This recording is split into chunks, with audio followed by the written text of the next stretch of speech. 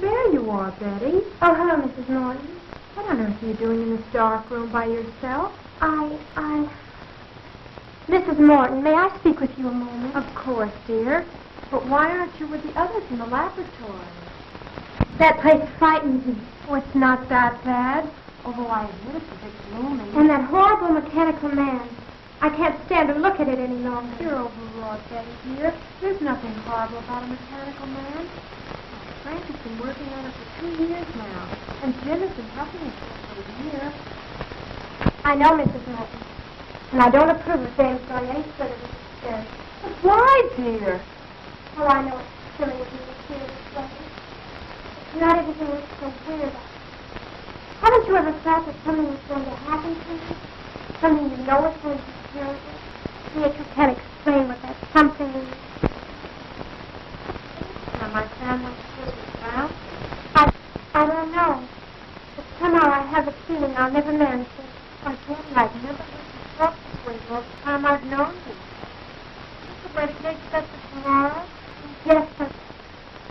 Oh, Mrs. Morton, you don't suppose anything has happened to James, do you?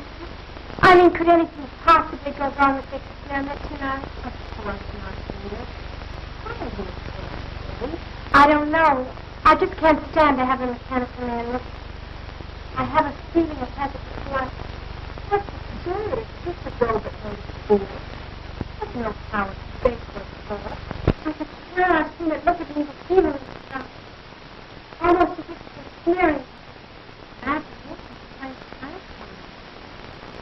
Well, I'll go back to the room. Yes, thank you. What's the matter, child? You're trembling. Oh, I'm sorry. I'll be all right. Honestly, I will. You go on back, and I'll be back short.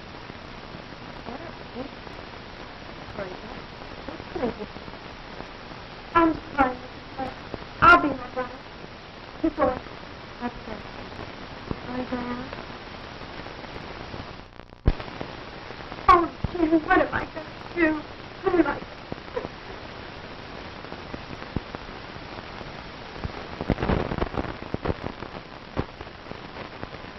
There we are. Now that should be just about it. Gee, Pop, will you work now?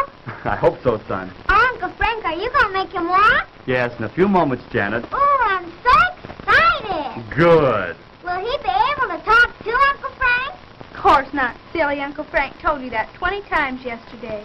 No, Mary's right, Janet. You see, this is just a mechanical man. He won't be able to talk. That's about the only thing he won't be able to do, though, Janet. You're right, John. The doctor's mechanical man will be able to do about everything a human being can do, except talk. How do you feel now that your work is about completed, Frank? Wonderful, Jane.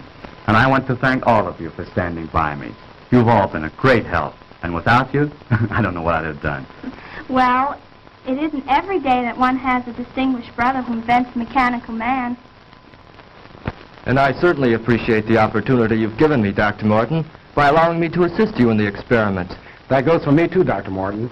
Well, I've learned more in the past month than any of my college classes taught me. You're all very kind, but our work isn't finished yet. We still have a few more things to do, and then we'll all know whether our time has been wasted or not.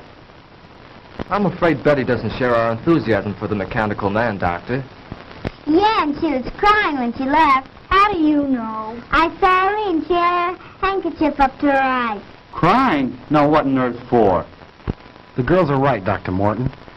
My sister seems to feel there's something wrong in what we're doing. But that's foolish. There's nothing to be afraid of. I know, Dr. Morton, but Betty is a very sensitive girl. She feels the work exceeding our limits. I'm sure she'll feel differently when she sees the results. Perhaps I'd better go to her. No, James. I know my sister pretty well. It'd be better to leave her alone for the time being. When are you going to time out, Pop? Patience, son. Patience. Now, so hand me that iron, John. This one? Right.